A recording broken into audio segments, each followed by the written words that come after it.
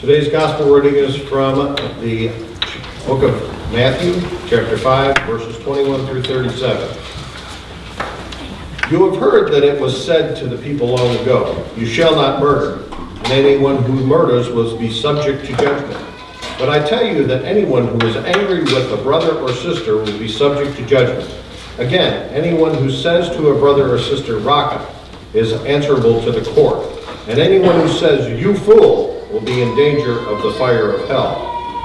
Therefore, if you are offering your gift at the altar, and there remember that your brother or sister has something against you, leave your gift there in front of the altar. Go first to be reconciled to them, and then come and offer your gift. Settle matters quickly with your adversary who is taking you to court.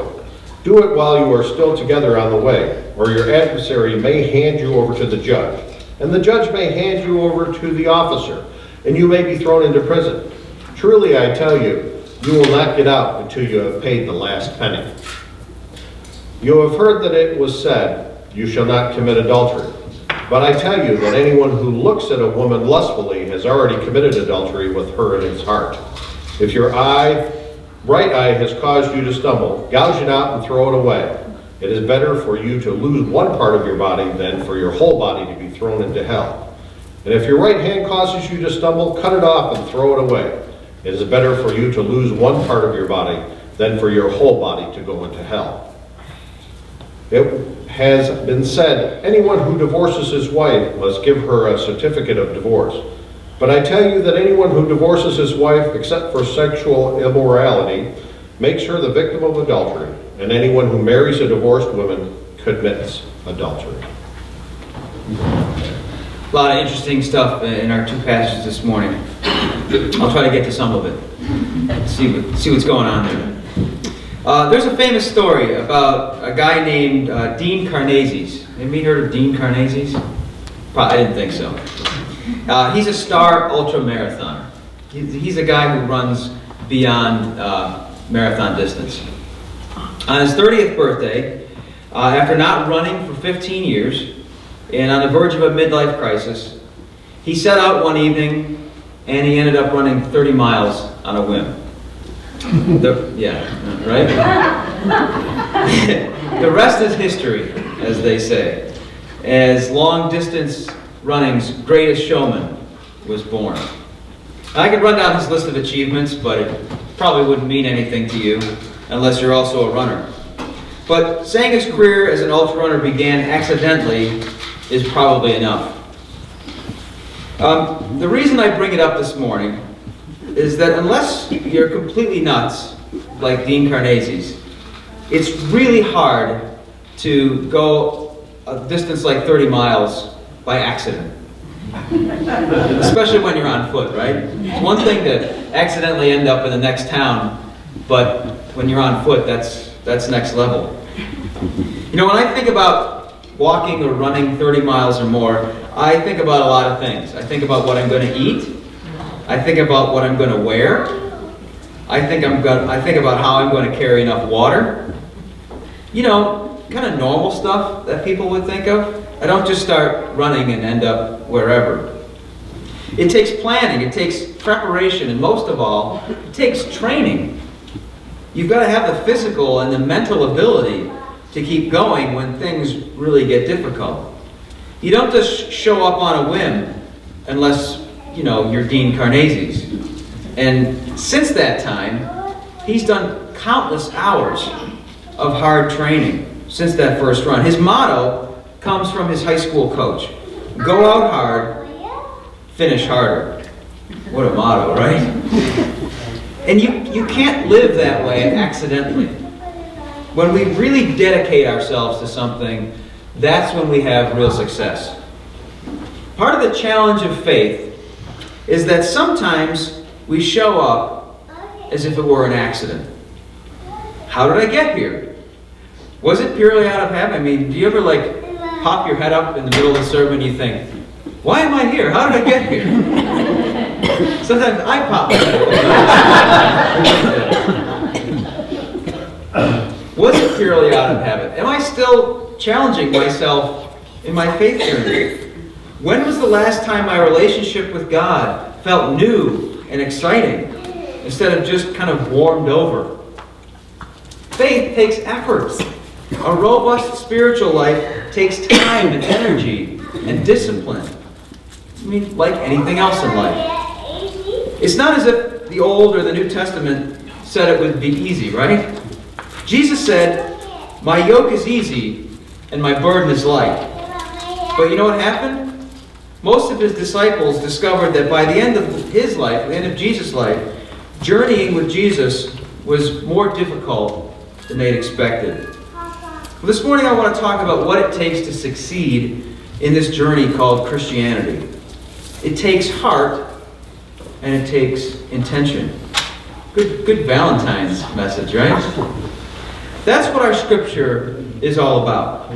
The Bible shapes us for a particular mission, and that mission needs to go all the way to our hearts, to the core of our being. If we don't let it get all the way there, we're not going to have what it takes to persevere in faith when the going gets rough. Following Jesus, serving the least, the last, and the lost.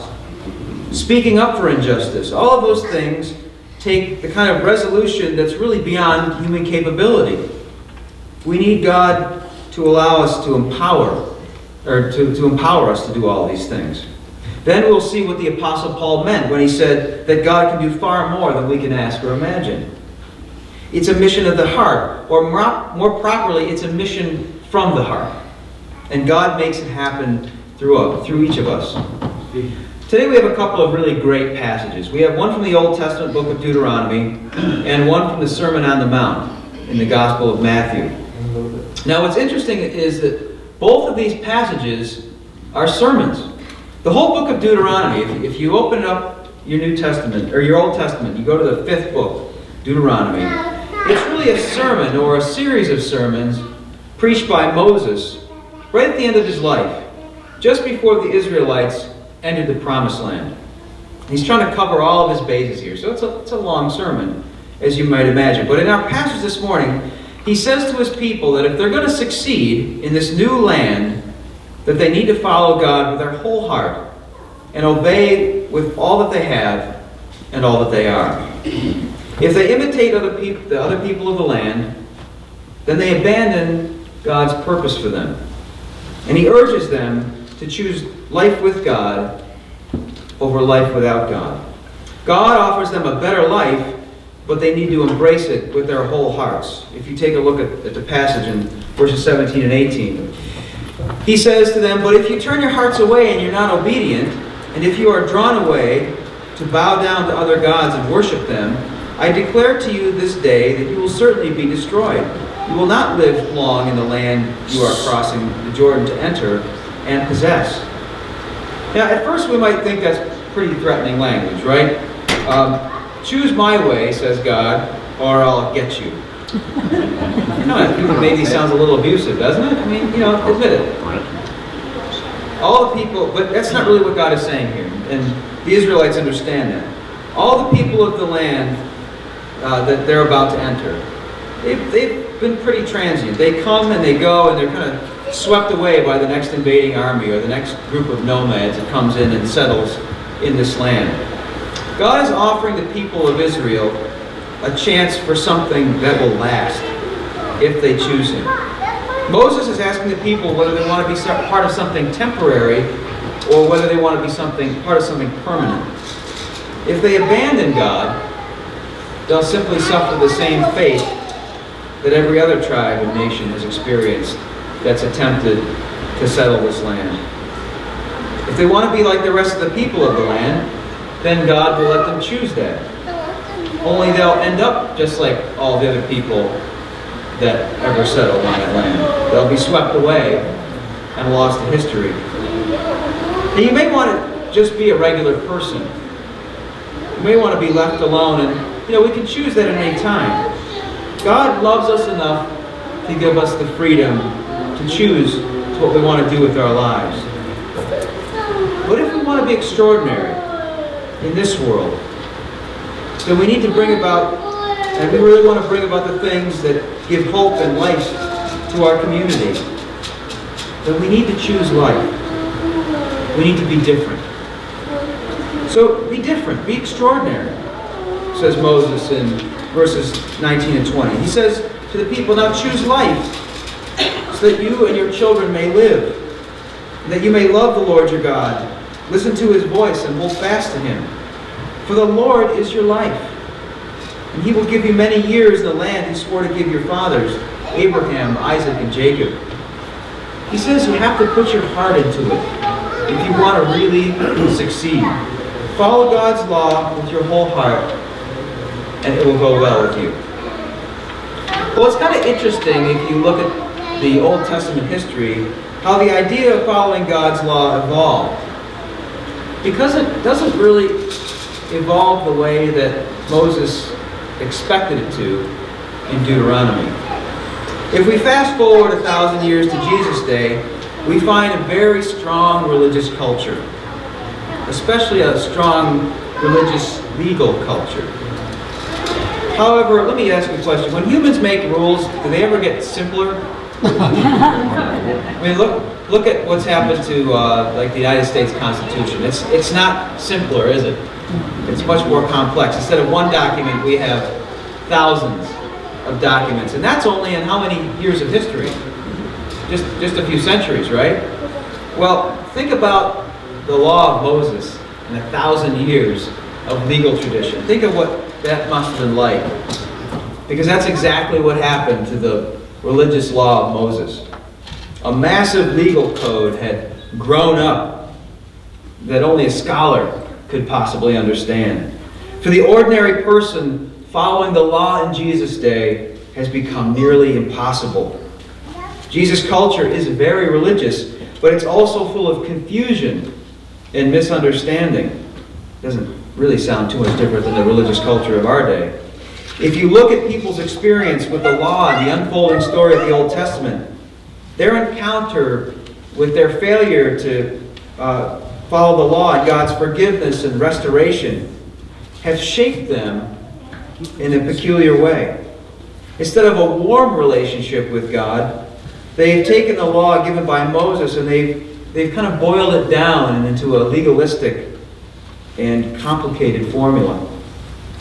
The law was supposed to serve as a feast for people who were starving for a relationship with God, but instead it's become a thin gruel of regulation. It's unappetizing. It's like they took a nice piece of prime rib, so delicious, and they just threw it in a boiling pot and they let it stew for hours and hours. Not very good after a while. No flavor. So Jesus comes into this situation to reinterpret the law for the people in his Sermon on the Mount. Now, if we back up a few verses in Matthew chapter 5, and you can, well, it's up on the screen, but you can see how the progression works if you open up your Bibles. Remember the statement here. This was in last week's sermon. But this is verse 20. Jesus says, "For I tell you that unless your righteousness surpasses that of the Pharisees and of the teachers of the law, you will certainly not enter the kingdom of heaven." Now, what does Jesus mean by that? What does it mean to follow the law better than the Pharisees and the teachers of the law who are known for keeping the letter of the law perfectly? How can a person do it better than them? Well, verses 21 through 48 are Jesus' explanation of what that means, and we're going to get into that over the next couple of weeks. But in this first section, verses 21 through 32, Jesus covers three subjects, three examples of what Jesus' reinterpretation of the law means. So he covers murder, adultery, and divorce. And he begins each section this way. You've heard that it was said. That's how you know he's starting a new subject. You've heard that it was said. And he states kind of the conventional wisdom, the law and the conventional wisdom. But then he stops there and he says something new. He says, "But I tell you," and he gives them a reinterpretation. So every time he says, "But I tell you," it's like a signal to pay attention. So let's take a look at what he does. Because I think what he's doing here is he's actually pointing his followers back to the interpretation of the law that Moses, I think, would have preferred or would have intended. An interpretation that brings reconciliation instead of legalism and shame. You know, let's take a look. So the first one is murder. Now, murder seems like a pretty, easy thing to avoid, right? I mean, just don't kill someone. Pretty basic. But Jesus says this in verse 22. He says, "But I tell you that anyone who is angry with a brother or sister will be subject to judgment." Anyone who says to his brother or sister, "Raka," now Raka means nothing to you, but that's like an insult in Aramaic, is answerable to the court. If you defame somebody, you're going to get pulled in for defamation. And anyone who says, "You fool," will be in danger of the fire of hell. And so, for Jesus, murder is just the final outcome.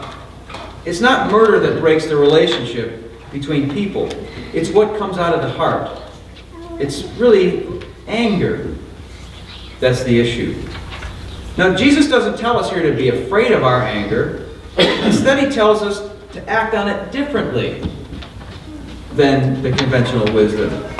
That anger is a sign that something is wrong. It needs to be fixed. Anger can be a good thing. It can signal to us that something needs to change. So Jesus says, use your anger not to hurt people that have wronged you, but instead to mend the relationship. He kind of changes the pace a little bit. He says, don't worship God. If you're in front of God and you bring an offering to God in the temple, and you remember you're angry with somebody, stop right there. It's a signal that something is wrong. Don't let something be wrong while you worship God. But instead, go first and be reconciled with them, and then give your offering to God. Do you have an ugly court battle? Mediate it out across the table, face to face, before you even get to the courtroom, because you may not win. You may pay a much higher price. The things that Jesus asks us to do are more difficult. They don't come naturally. It requires a great deal of self-control not to strike out at people in some way. But the benefits always outweigh the cost. Reconciliation means that the matter is truly over, instead of kind of spiraling and spinning out of control. It means that the relationship is made whole again. Now, there's some important limits or caveats to Jesus' teaching, and we need to pay attention to those. First of all, it's important to remember that Moses, when he was preaching his sermon in Deuteronomy, he was preaching to the people of Israel, to this community that had already agreed to follow God's law. In the same way, Jesus is speaking to his followers on the Sermon on the Mount.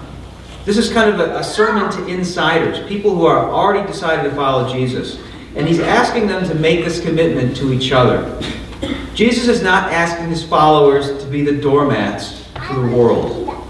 He's teaching them this ethic within the context of their relationships with each other, to show the world a different way of living out anger. Now, it's still not that easy of a task. I mean, I can think about our own situation within the United Methodist Church.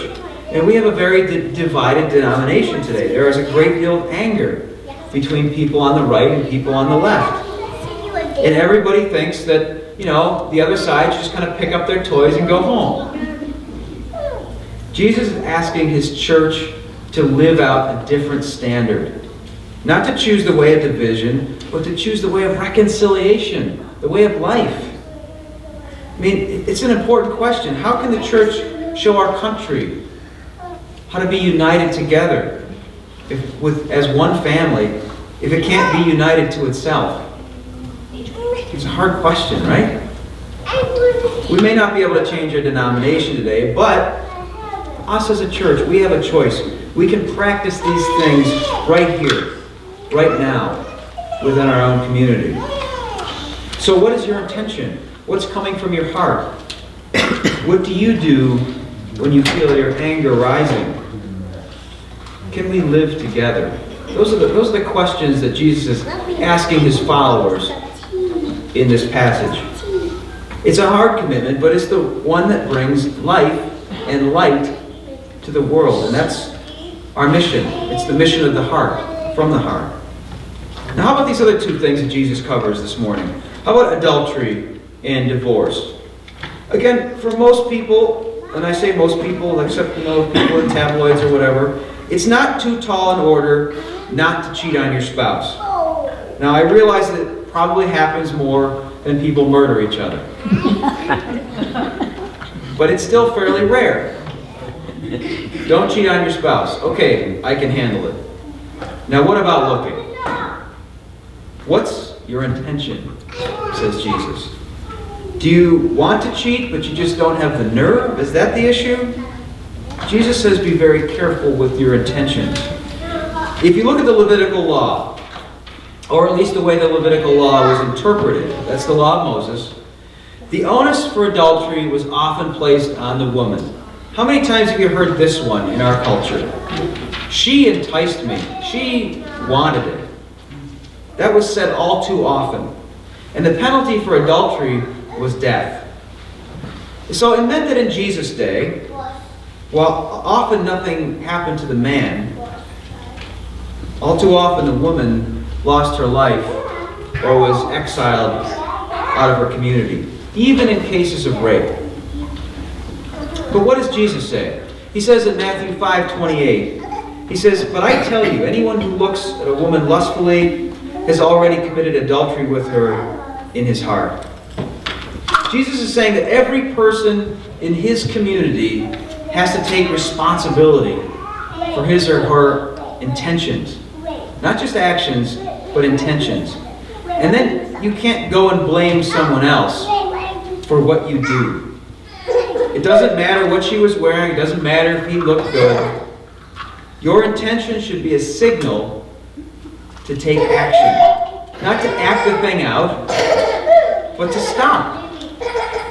Jesus is asking us not to break the relationships around us by looking at someone with wrong intentions. People are not objects for our own self-satisfaction. And finally, with divorce, Jesus is again talking to many of the men of his day that practiced serial polygamy by divorcing their wives for someone new. Women in Jesus' culture were always left high and dry.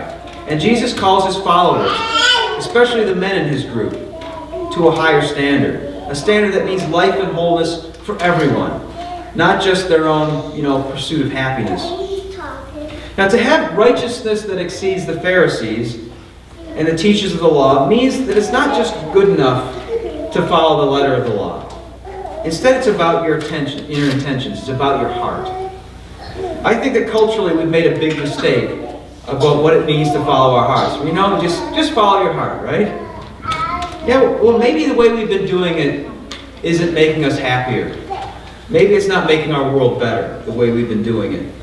Maybe when we feel that fire or passion in our heart, maybe it's not an encouragement. Maybe it's a warning sign. Maybe all that heat is really the temperature of the danger zone.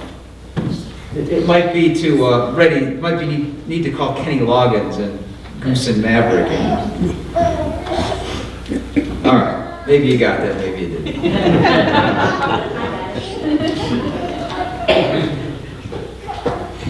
Our hearts tell us when things are out of whack in our lives. Do you feel angry? There's some reconciliation that needs to happen somewhere in your life. Are you full of lust? And be more than careful. Do you want a divorce? Don't leave your partner high and dry because you're unhappy. Reconcile your relationship with your spouse. Mastering our intentions is much more important than following the letter of the law. It's messier than following the letter of the law, right? Because if I just follow the letter of the law, I always know where I stand. But mastering our intentions is hard. That's the kind of standard that Jesus calls us to follow. In Jesus' ethic of interpreting the law, it's people that matter. It's relationships that matter. It's a mission of the heart. It's a better way, but it requires more than a skin-deep commitment. You can't do it by accident, just like you can't go on a long hike or a long run by accident. There aren't any Dean Carneses in this room, are there? Anybody? Athletically or spiritually. You've got to choose the way you will go. And then you've got to add effort and discipline to your journey. Choose life this morning. As Moses said to the people, choose life. Choose it daily. You know why? So that you and I can get onto the business that God really wants us to get onto. The business of transforming our city and transforming our community. To be a place of hope, to be a light, to be an alternative to the darkness around us. Our city needs that voice, that light. That's what we're supposed to do as a church. But we can't get there until we make the basic commitment to follow Christ and to follow this ethic of our intentions. Let's not remain where we are. Let's train so that we can move on to greater things.